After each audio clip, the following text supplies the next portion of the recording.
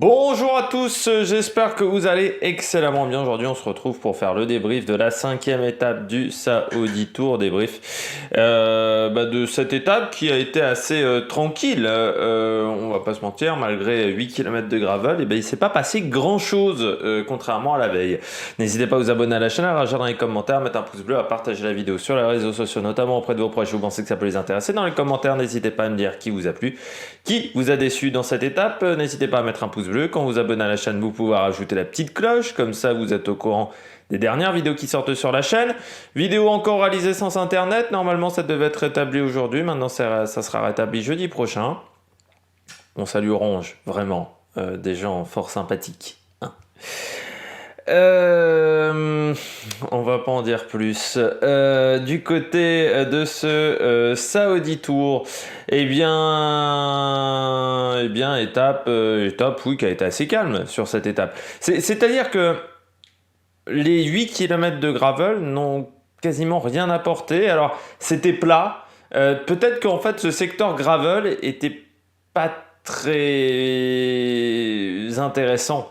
C'est-à-dire que quand on le regarde, ce secteur gravel, il y avait peu de virages, c'était pas vallonné. Et en plus, il était très... Alors ça, pour une fois, il était très propre, le secteur de gravel. Parce que des fois, on a des secteurs de gravel où tu as des pierres comme ça sur le bord de la route. Il y en a qui oublient que c'est du cyclisme sur route. Mais c'était pas hyper... Enfin, il s'est pas passé grand-chose dans ce secteur gravel. On n'a pas réussi à mettre les coureurs en difficulté.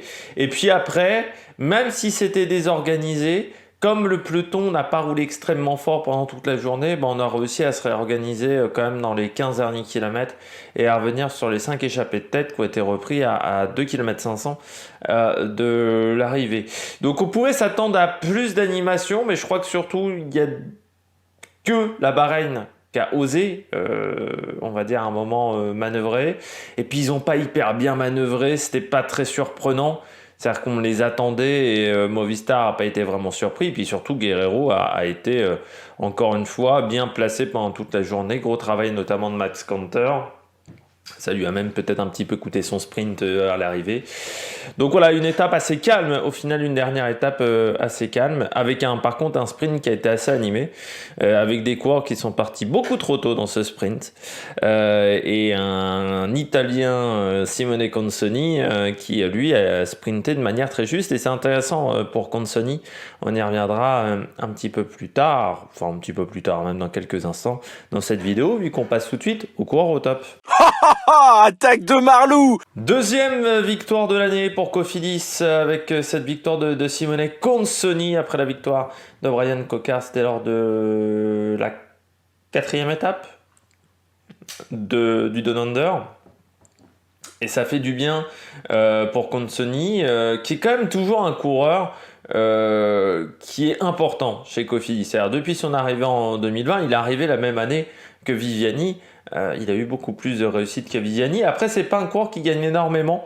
Il a que 3 victoires chez les professionnels à 28 ans. C'est pas énorme. Donc, il avait gagné l'année dernière, notamment Paris-Cheny. 4e de Paris-Tour. Donc voilà, avec du gravel déjà. Et puis 7e de la Primus classique dans son palmarès. Puis donc là, victoire. Il avait déjà fini 4e à Boracay. 9e à Syria Crocs et 7e du général au final pour Simone Consoni parce qu'il a pris en plus 10 secondes de bonification et lors de l'étape numéro 4 il avait fini 10e.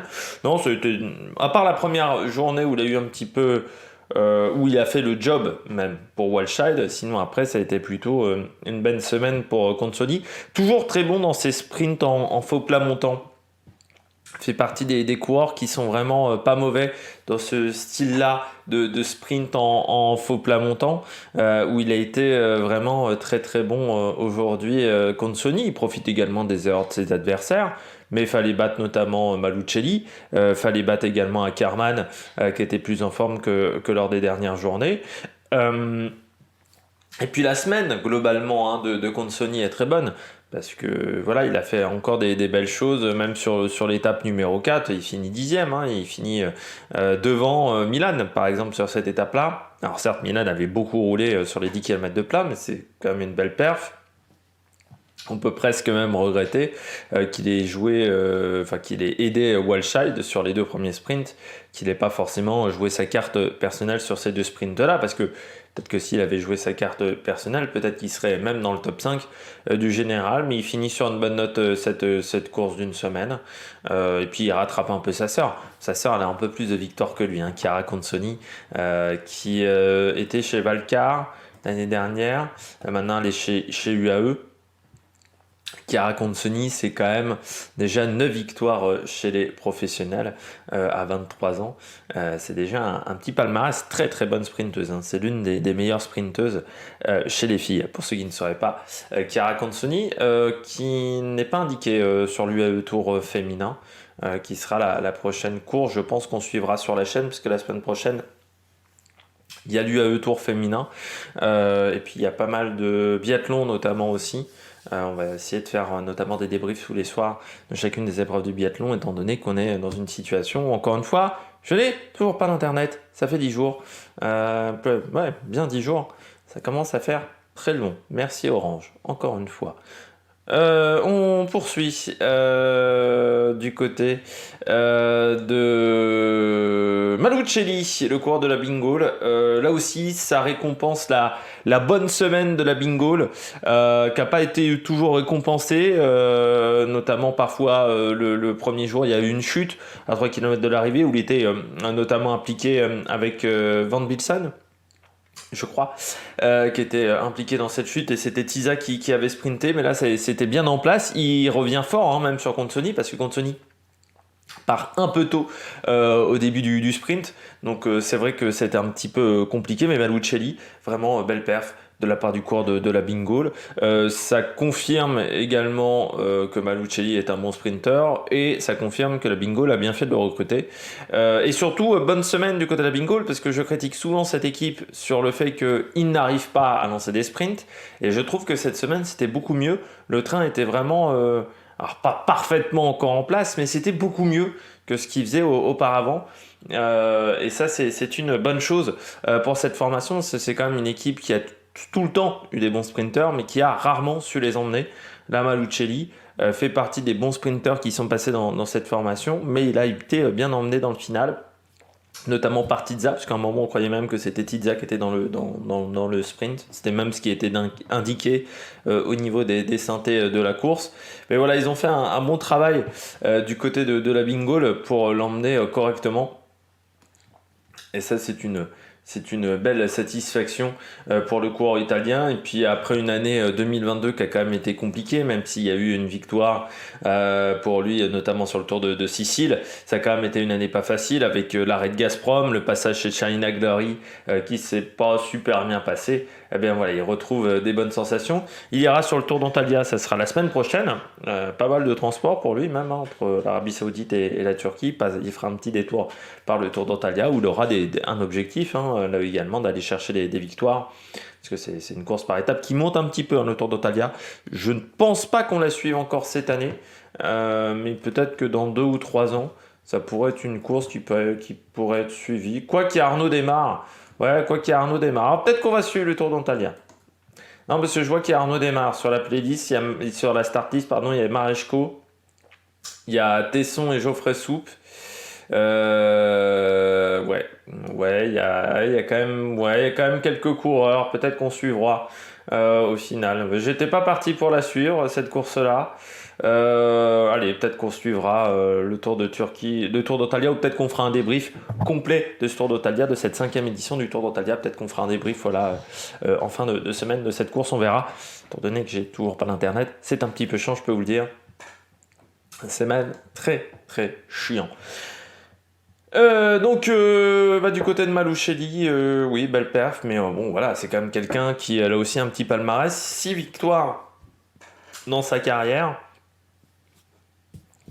4e d'une étape de l'UAE Tour également, 3 étapes du Tour du Maroc. Enfin voilà, il y a quand même un beau... Oui, 6 victoires, on va dire vraiment professionnelles, mais il y a d'autres courses semi-professionnelles où il a été également très performant. Matteo Malucelli dans sa carrière, qui a commencé en 2015, 29 ans. Quasiment le même âge que Consoni, dis donc. On poursuit avec Ackermann. Malade.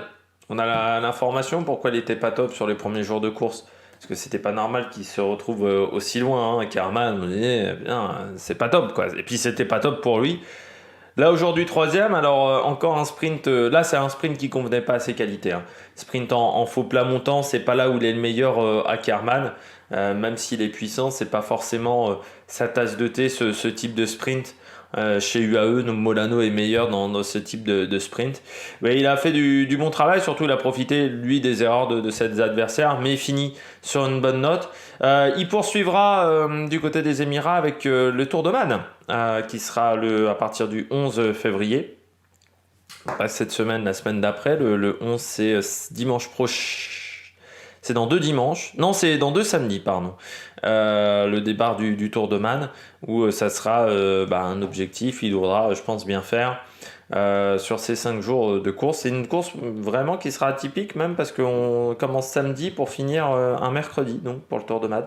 C'est un petit peu atypique. Alors on suivra également le Tour d'Oman, qui est une course importante quand même au niveau du calendrier.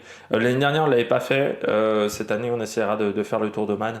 On essaye vraiment de faire le maximum de courses du calendrier, de suivre le maximum de courses de calendrier du côté du cyclisme, qui reste la priorité sur la chaîne. Hein. Je vous le rappelle toujours encore une fois. Le cyclisme, la F1, la moto, priorité on va dire dans l'ordre. Et puis l'endurance cette année en auto, que j'aimerais bien faire. Et puis l'athlétisme également, parmi les priorités de l'été. Notamment les ligues de diamants. Ou voir que devient Mondo Duplantis, encore 6 mètres pour sa rentrée, assez impressionnant le perchiste. Du côté d'Ackermann, donc voilà, belle performance à 29 ans de la part du coureur allemand, sur un sprint qui n'était pas forcément là où on l'attendait le plus sur cette étape-là, c'est plutôt pas mal. Bien emmené aussi, à un moment il était bien protégé par Ryan Gibbons. Donc c'est vraiment du bon boulot pour Ackermann, et il finit sur une bonne note. Encore une fois, il n'était pas performant les 2 premiers jours. Malade, et c'est toujours contraignant sur un vélo, surtout quand il fait chaud. Hein. Très compliqué quand vous êtes enrhumé et qu'il fait chaud. Et c'est vrai que parfois vous avez un choc thermique en arrivant, c'est-à-dire vous tombez malade en arrivant en Arabie Saoudite, et là c'est très compliqué, ou en arrivant à Oman ou sur l'UAE Tour. Parfois c'est en revenant que vous pouvez attraper froid, parce que vous prenez un choc thermique dans l'autre sens, c'est-à-dire en passant de température chaude à température froide. C'est pour ça qu'il y a certains coureurs qui préfèrent rouler dans des conditions fraîches et ne pas aller dans les Émirats pour faire leur début de saison. Ça dépend des coureurs, ça dépend des habitudes. On passe tout de suite aux bonnets d'âne. Du côté des bonnets d'âne, eh bien, je commence avec Jonathan Milan et la Bahreïn. Un petit peu déçu aujourd'hui, on ne s'est pas très bien organisé pour tenter de faire la différence du côté de la Bahreïn. Pour faire mal dans un secteur gravel comme ça, il provoquait des cassures, il fallait déjà allonger le peloton auparavant, ce qu'ils n'ont pas fait. J'ai trouvé ça assez bizarre également qu'ils soient à l'avant de la course pendant toute la journée. Techniquement, c'était pas eux qui avaient le maillot de leader, donc je comprends pas pourquoi c'est Bahreïn qui a décidé d'emmener le peloton et pas la Movistar. C'était pas Bahreïn d'emmener le peloton. Donc ça c'est assez bizarre aussi, parce qu'ils auraient peut-être pu garder de l'énergie pour rouler très très fort à l'approche de ce secteur pavé, de ce secteur gravel, changer de rythme à l'approche. Or là, à 1 kilomètre du secteur gravel, c'est à peu près là qu'on a commencé à accélérer, et pas de manière très franche, et en plus c'était vent d'eau, donc tout le monde a suivi, tout le monde a été poussé par le vent, et ce qui fait qu'on n'a jamais vraiment créé de grosses cassures, même si on a roulé fort. On a repris 1 minute quasiment 30 dans le secteur gravel sur les échappées, sur les 8 km, mais ça n'a pas été fait de manière intelligente. Et puis après, dans le final, Jonathan Milan, pas bien, pas bien, quoi, pas top. Déjà, il n'est pas super bien emmené, Jonathan Milan. On voit assez peu Radjovic aujourd'hui, donc ça c'est déjà pas une très bonne chose. C'est-à-dire qu'au niveau du train, on s'est un petit peu raté, mais peut-être aussi parce qu'on a roulé une grande partie de la journée pour pas grand-chose. Et puis surtout, on a consommé beaucoup d'énergie dans le match face à Uno X à 6 km de l'arrivée. Il y avait le train de la Bahreïn et le train d'Uno X qui étaient côte à côte, et tu avais l'impression que c'était un match de boxe. On se rendait les coups coup par coup. Le problème c'est qu'à l'arrivée, on voit ni Uno X ni la Bahreïn. Et Milan, bah, il est complètement dans le vent. Donc, il n'a pas d'équipier dans le final. Il est complètement dans le vent. Sur une arrivée comme ça, avec autant de faux plats, il ne peut rien faire. Donc, il finit assez loin. C'est dommage pour le coureur italien sur cette semaine qui finit 10e seulement du sprint. Alors, à 500 mètres de l'arrivée, il est déjà tout seul. Hein. Donc, c'est presque un miracle. Même pour Jonathan Milan de finir 10e. Ça s'est pas bien. Ça n'a pas bien marché. Et puis Dylan Groenewegen, trop tôt devant. Sur 3 sprints, ils en ratent 2 quand même. Groenewegen en rate 2. En fait, le premier jour, tout se déroule parfaitement bien. Le premier jour, ils contrôlent un petit peu l'étape. Ils font une bonne journée. Le deuxième jour, ils contrôlent le début de journée, et puis après, ils laissent faire d'autres équipes. Tu te dis, bon, ils gardent leur énergie pour le final. Sur le sprint, à l'arrivée, Groenewegen lance beaucoup trop. Enfin, Groenewegen est dépassé par Milan qui lance très tôt, et Chesbol également qui l'oblige à anticiper. Il contourne en plus. Tu te dis que sur cette étape numéro 2, c'était peut-être le plus fort. Mais il ne gagne pas. Par contre, aujourd'hui, je ne sais pas ce qu'il a branlé. Il sort au moins à 250-275 mètres de l'arrivée. Même un Arnaud Delis n'aurait pas gagné le sprint avec un faux plat montant en partant d'aussi loin. Groenewegen, c'est un sprinter court, c'est pas un mec qui fait des sprints de 400 mètres. Le problème, c'est que chez Jayco, malgré le fait qu'on était très tard devant, j'ai l'impression qu'on était très mal organisé dans le dernier kilomètre et demi. On les voit sortir qu'au dernier kilomètre et demi. Ça, après, c'est une stratégie. La Quick Step le fait aussi assez régulièrement maintenant. Ils décident de ne pas manger devant, ils décident de sortir au dernier moment. Sauf que tu as quand même au moins 2 ou 3 coureurs qui n'ont pas fait le travail qui était prévu. Ce qui fait que, en fait, dans le final, il est obligé de lancer son sprint presque parce qu'il est un peu seul. Le vrai problème, c'est que ça fait 2 étapes où le train de la Jayco ne se met pas correctement en place. Que ce soit l'étape 2 ou l'étape 5, c'est un petit peu le même problème dans cette formation. Le train n'a pas fonctionné. Alors là, est-ce que les coureurs étaient un petit peu fatigués ? Ça pourrait être une raison. 5 jours à haute intensité, ça peut être parfois difficile. Mais c'est vrai qu'aujourd'hui, ça a été un vrai problème pour Groenewegen parce que malgré le fait qu'il y a 1,5 km de l'arrivée, ils sont encore 5. Donc 4 devant Groenewegen. Et pourtant, à 300 mètres, il est tout seul. Donc c'est-à-dire en 1 km 2, on a perdu 4 coureurs. Ce qui montre qu'il y a un problème. Normalement, on ne doit pas perdre autant de coureurs dans le final. Et en plus, c'est Pasqualone qui emmène. Ils se font complètement dépasser, notamment à un moment par Pasqualone qui fait un gros travail. Qui fait au moins 300 ou 400 mètres en tête. C'est quand même problématique. Et Groenewegen, il attaque beaucoup trop tôt son sprint. C'est un petit peu dommageable pour le coureur néerlandais, puisque, vu l'adversité au départ de cette course, normalement, surtout qu'Ackermann n'était pas au top de sa forme, une seule victoire en 5 jours, c'est presque faiblard pour le coureur néerlandais. Et puis on termine avec Q36.5. Stratégie assez atypique. Q36.5, dans cette étape, ils avaient un coureur en échappée, qui était le coureur polonais Maliki. Ok. Ils ont un coureur dans l'échappée. Bon, l'échappée se fait pas rattraper au moment du secteur gravel. À ce moment-là, le meilleur coureur de l'équipe, Mark Donovan, qui était 13e au général à ce moment-là, décide d'attaquer à la sortie du secteur gravel. Là, ok, pas de problème. Surtout que l'écart était pas si énorme que ça. Il devait y avoir 40-45 secondes à ce moment-là. Le peloton, en plus, était légèrement désorganisé. Alors, très légèrement désorganisé. Mais ce qui fait qu'on n'a pas pu suivre, forcément, l'attaque de Mark Donovan.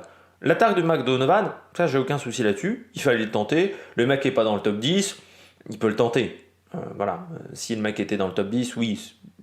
Dans le top 5 de la course, c'est un peu plus risqué. Mais là, il fallait, je pense, se tenter pour Mark Donovan. Par contre, pourquoi Maliki s'est pas relevé ? Surtout qu'il y avait un intérêt d'attaquer à ce moment-là pour Mark Donovan, parce qu'il y avait un sprint intermédiaire à 13 ou 14 km. 13 ou 14 km après le secteur gravel, à 18 km de l'arrivée, il y avait un sprint intermédiaire avec des secondes de bonification. Donc là, tu te dis, Mark Donovan, vraiment pas con. Sauf que Maliki ne l'a jamais attendu, alors qu'à un moment, ça m'étonnerait qu'il ne le voit pas. Donc soit à l'oreillette, on n'a pas donné des bonnes instructions, soit il n'a pas écouté les instructions, Maleki.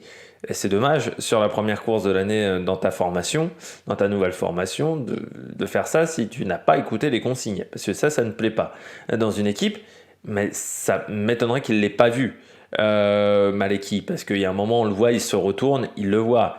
Or, Marc Donovan, il se fait reprendre juste après le sprint intermédiaire et il ne prend pas les secondes de bonification au niveau du sprint intermédiaire. Soit Q36.5 n'avait pas pour objectif de tenter de gagner la course, et dans ce cas-là, c'est parfait ce qu'ils ont fait, mais il aurait même fallu ne pas attaquer pour Marc Donovan. Soit il y a eu un problème dans le tuyau. Certes, alors Christophe Riblon pensait peut-être que c'était les émetteurs radio qui n'arrivaient pas jusqu'à l'oreille de Maleki, parce que la voiture était peut-être un petit peu loin. C'est vrai que là, c'est du matos de l'organisation, c'est pas du matos des équipes.